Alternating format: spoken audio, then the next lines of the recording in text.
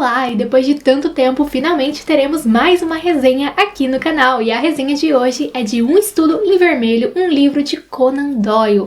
Este livro é o primeiro livro em que Sherlock Holmes, o detetive mais famoso da literatura e talvez o mais querido, aparece. Este livro foi publicado primeiramente em partes em folhetim e depois em um livro único no ano de 1887. Já adianto pra vocês que ele não se tornou o meu favorito do Conan Doyle nem de longe. Eu já li muitos contos do Sherlock Holmes, também já li o romance O Cão dos Baskerville e O Cão dos Baskerville continua sendo o meu favorito. Então, já para início de conversa, gostaria de dizer que se você nunca leu nada do Conan Doyle e quer ler, você tem duas possibilidades. Começar lendo pelo primeiro, né, que é a ordem cronológica, que então seria este daqui, ou começar lendo pelo melhor, que é O Cão dos Baskerville. Então eu vou deixar aí para você decidir. Mas é um livro interessante de ser lido se você é fã de literatura policial, se você é fã de detetive, porque é o primeiro do Sherlock, entendeu? Então eu senti que eu precisava ler e li, mesmo que em alguns momentos eu fosse ali meio que me arrastando, mas no fim achei a história ok. Não foi ruim, mas eu também não amei, sabe? É também nesta história, logo no início dela, que o Sherlock Holmes e o Watson se conhecem. Lembrando que é o Watson que vai escrever as histórias do Sherlock Holmes, e não o próprio Sherlock Holmes. Então é claro que as histórias do Sherlock só têm vida quando os dois se conhecem.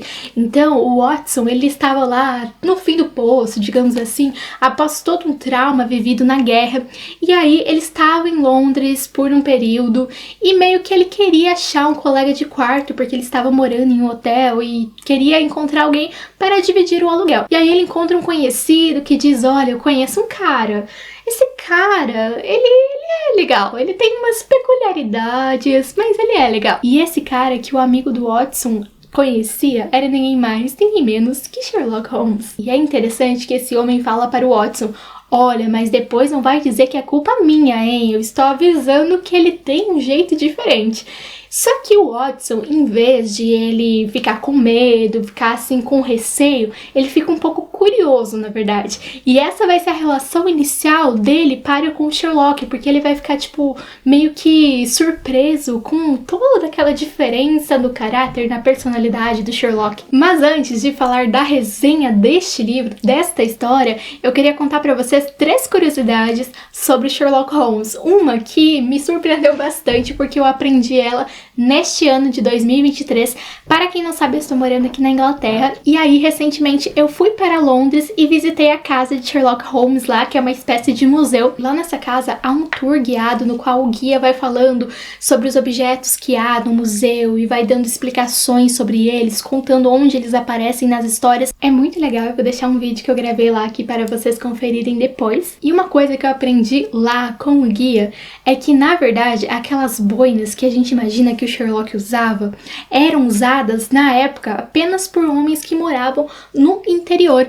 Então, Sherlock Holmes, sendo um homem urbano, um homem da cidade, da metrópole, ele não usaria aquela boina de jeito nenhum.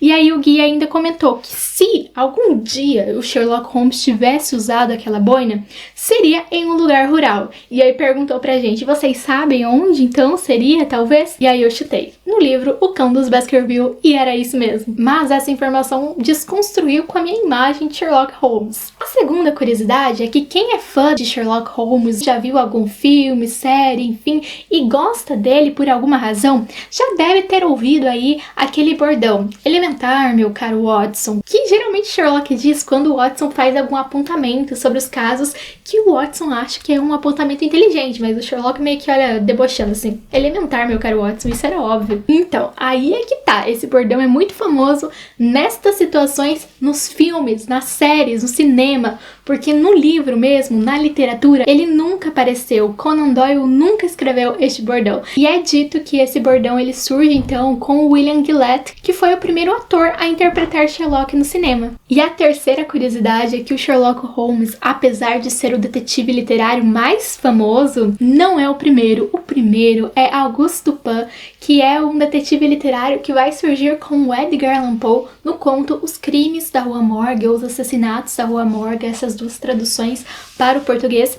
E, inclusive, aqui neste primeiro livro em que Sherlock Holmes aparece, há uma menção ao detetive Augusto Dupin do Edgar Allan Poe. Porque o Watson, ele fala assim para o Sherlock Holmes logo no início da história: ah, você me lembra um pouco aquele detetive Augusto Dupin do Edgar Allan Poe.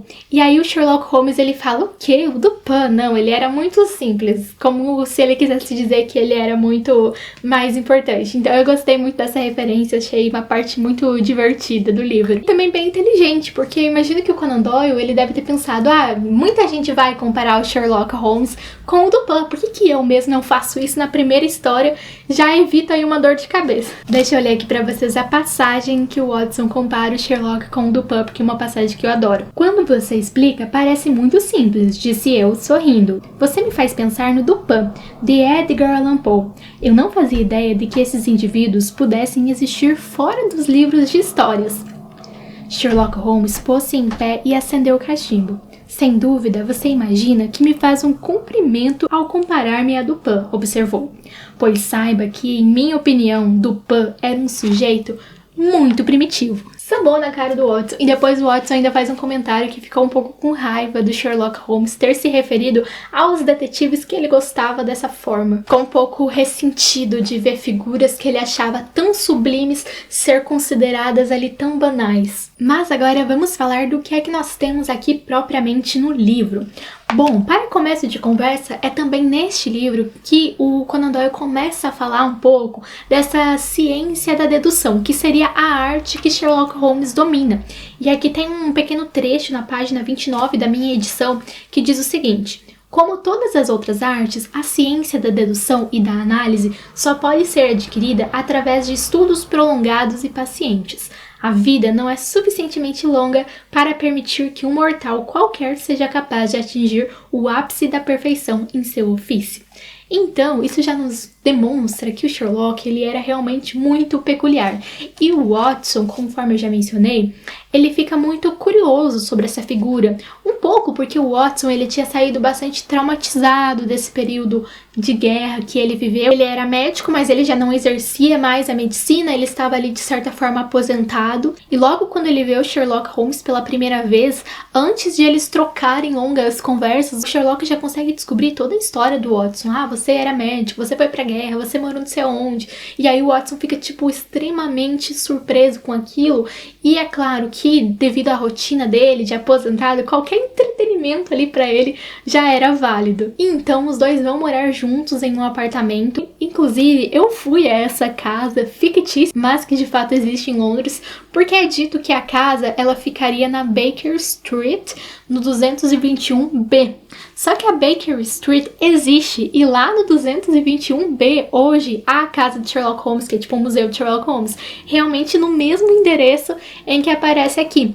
E aí lá há o quarto do Watson, o quarto do Sherlock e a sala de estar onde o Sherlock Holmes recebia os seus clientes.